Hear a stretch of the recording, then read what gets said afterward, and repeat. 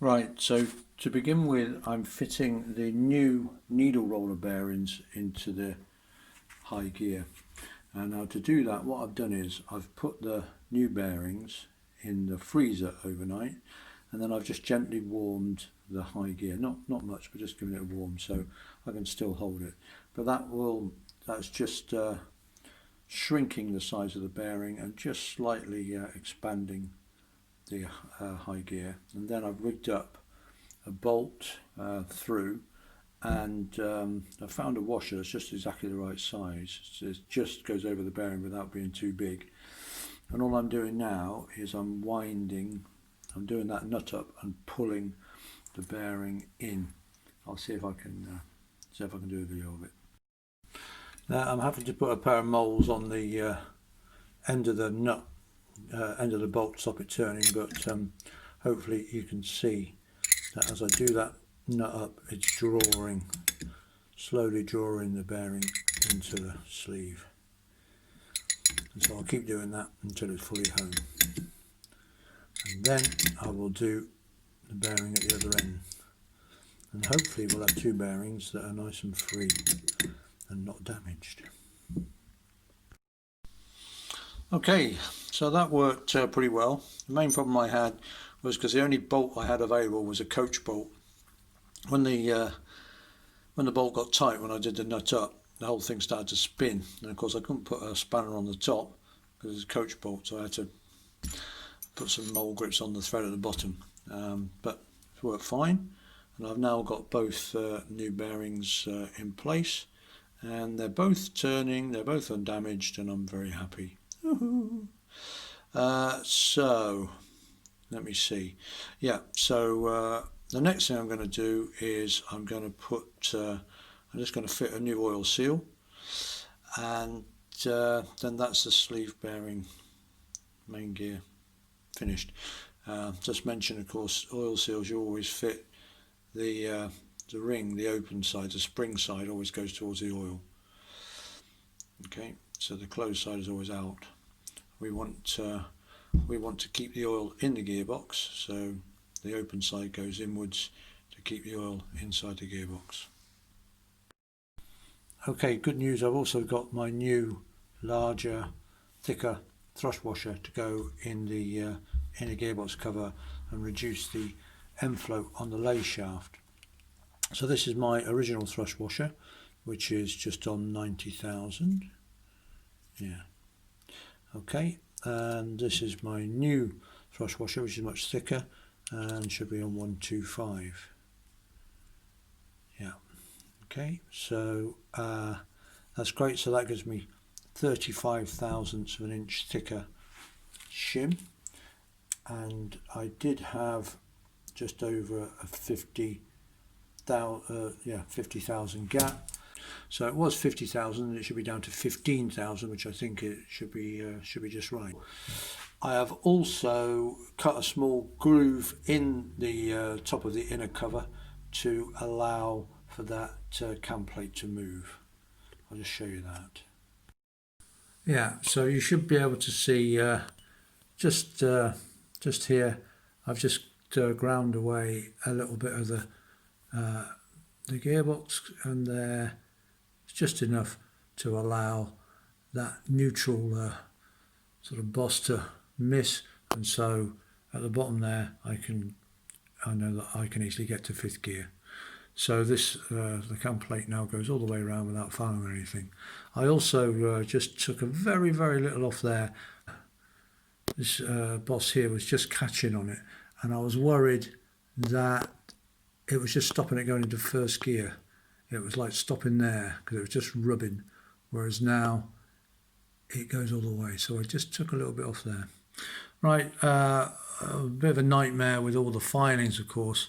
I made sure that I padded out, I sort of blocked off as much of the gearbox so I could to stop the filings going in. I've given it the biggest thorough clean I could ever think of, but those filings, they are a nightmare. I mean, even with that, they go everywhere.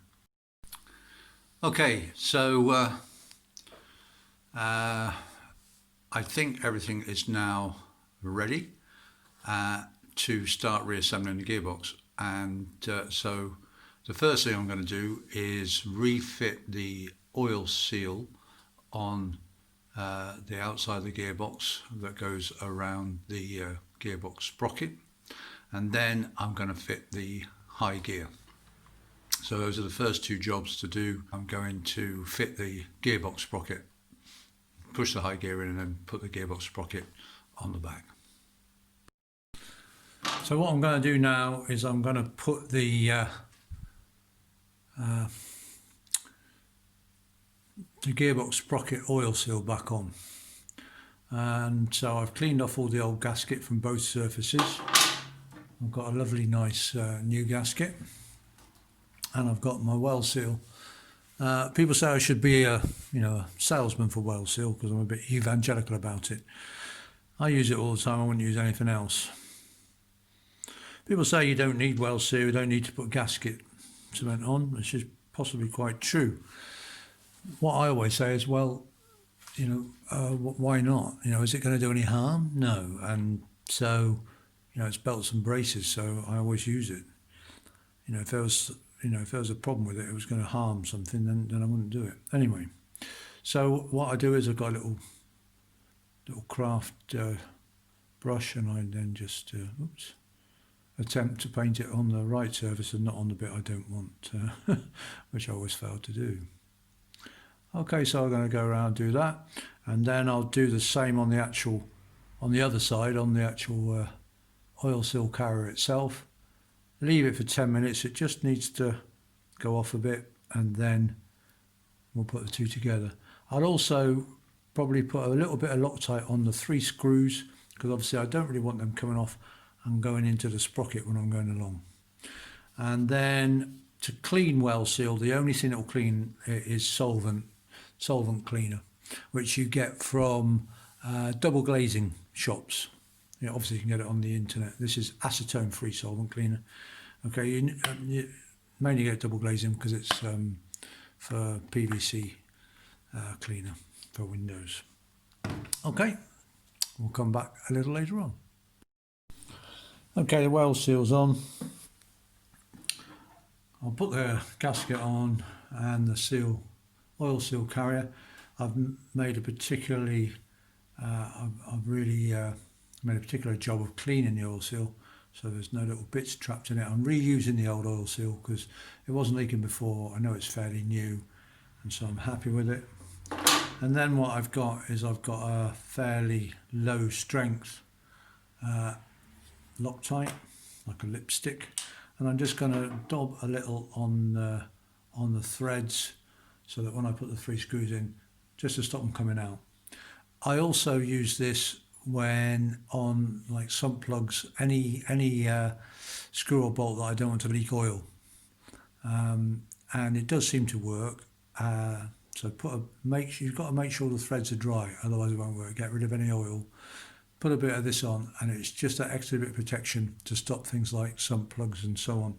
Any screw or bolt that's holding, or it's got oil behind it, just a bit of Loctite, and I find that works really well to stop any oil seeping down the threads and coming out. Right, I've inserted the high gear into its bearing, pushed it through from the gearbox, and I'm going to slide the sprocket on now. And what I've done is I've just put a little bit of blue Hylamar, smeared a little bit on the splines as a sort of first defence to oil seeping through. I've put the Hylamar on these splines, not on the sprocket, because I don't want the excess Hylamar to be pushed into the bearing. Any excess Hylamar here is going to be pushed outside. So now I'll just slot this onto the high gear. Right, I've just slid it off again because I forgot to mention I wanted to show you this groove here, and that is for the oil seal that will be fitting shortly, the O-ring. Okay, there's an O-ring that goes, and that's the groove that the O-ring sits in. I also forgot to mention that I did lightly oil the outside of the gearbox sprocket where it fits into the oil seal, so that the oil seal is not dry at first start up. just smeared a little bit of oil on the bearing on the surface so that the seal's not going to be damaged by being too dry when the engine's first started. Right, I've managed to seat the seal as best as possible. It's always a fiddle, that little seal, but I think if you get it squeezed in behind the threaded areas, the raised areas, then when you do the nut up, the gaps will take care of themselves. Right, so I'm going to now put a new lock tab on. I've bought a whole engine set of lock tabs, so obviously you don't really need a new lock tab for this one, for the simple reason that it's a circular lock tab. There it goes. And so I could just bend up different areas of it than I used last time, but obviously I've got a whole new engine set, so I might as well use a new lock tab. Then I'm going to put a little bit of medium strength Loctite on the threads, put that on, and then we'll do it up. It's to be done up to 58 pounds, 58 foot-pounds of torque. So what I'll do is I'll put that on, reconnect the chain, and I'll use my magic tool on half power to do it up tightish, and then I'll use the torque wrench to do it up to 58 foot-pounds.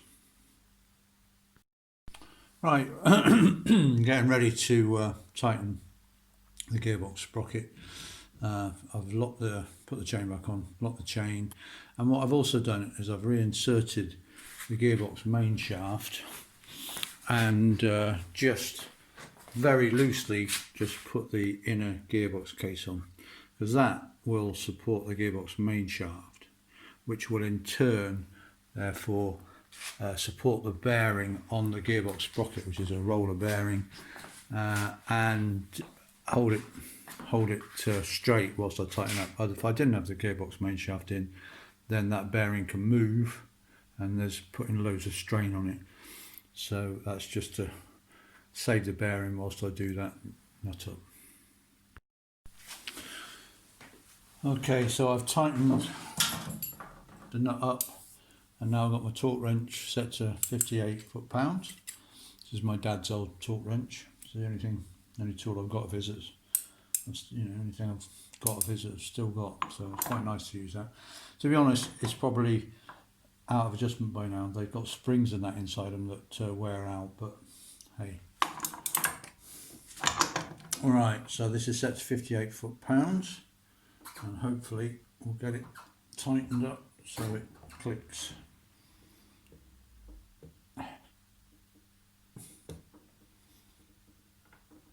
Come on.